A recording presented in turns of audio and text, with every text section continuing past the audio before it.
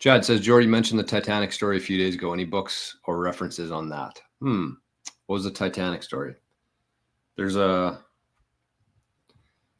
good reference. It came out in 1997. It was a 3-hour documentary with Leonardo DiCaprio, Kate Winslet.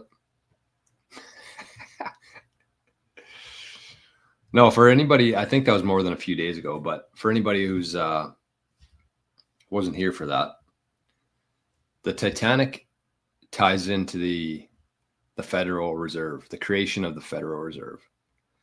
There's a bunch of people who didn't want they didn't want central banking in the U.S. And there's a small group of people who did. And so they put all the people who didn't want a central bank on the Titanic, called it the unsinkable ship, made it a big, big thing. And then, of course, we know what happened to the Titanic. And then 1.5 years later, the Federal Reserve was created, 1913. Interesting. And then, of course, right around the time when all the information was about to be decentralized and spread out, the truth was about to come out about things.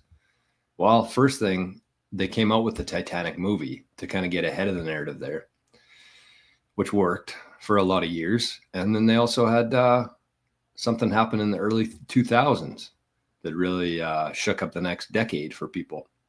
So it's been a lot of shit happen in the world, especially everything revolves around the monetary system. Everything, every single aspect, all comes back to the money.